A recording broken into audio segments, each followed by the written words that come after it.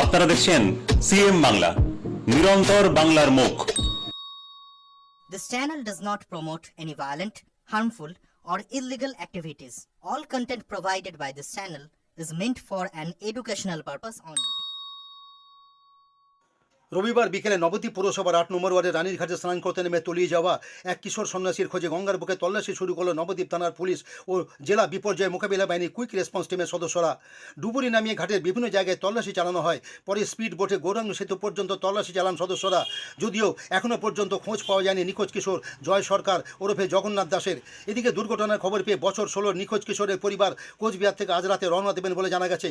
কিশোর সন্ন্যাসী শহরের পীরতলা যে মন্দিরে গত কয়েক মাস ধরে থাকতো সেই রাধা ব্রজমোহন কুঞ্জের সেবায়িত গৌরদাস বাবাজি ঘটনার বিষয়ে কি জানালেন আমরা শুনে নেব। গঙ্গায় স্নান করতে নেমে যে কিশোর তলিয়ে গেল তার খোঁজে আজকে তল্লাশি শুরু হয়েছে।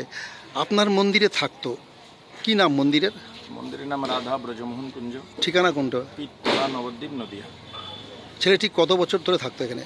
ছেলেটি ছোটবেলা থেকেই মোটামুটি আসা যাওয়া করতো, মানে আমার একটা ছেলে ছিল, ওর সঙ্গে বন্ধুত্ব, সেই হিসাবে আসা যাওয়া করতো, থাকতো, আবার চলে যেত বাড়ি, সেই হিসাবে আসা যাওয়া। এখানে আরেকটা আশ্রমেও ছিল বহুদিন, তার মাঝখানে 1 বছর 1.5 বছর বাড়িতে গিয়েও ছিল, পুনরায় এসে আজকে 2 মাস মতো ছিল। তার মধ্যে গত দিন 10, 12, 15 দিন আগে বাড়িও গিয়েছে, আবারও ঘুরে এসছে।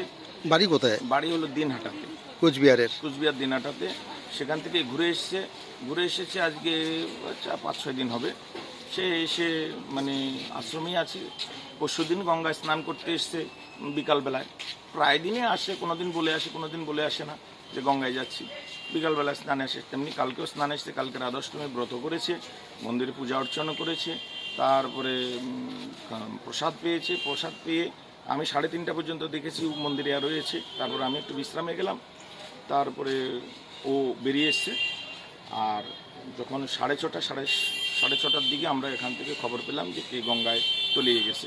তারপরে আমরা খোঁজাখুঁজি করলাম, আমাদেরকে এখান থেকে ফোন করলো আপনাদের মন্দিরের কোনো ছেলে গঙ্গায় এসছে।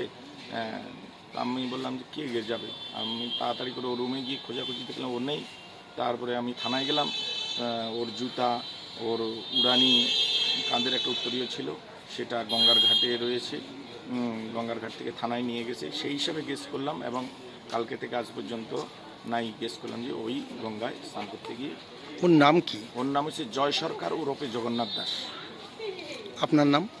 আমার নাম জগন্নাথ দাস ওরফে গৌরদাস বাবাজি।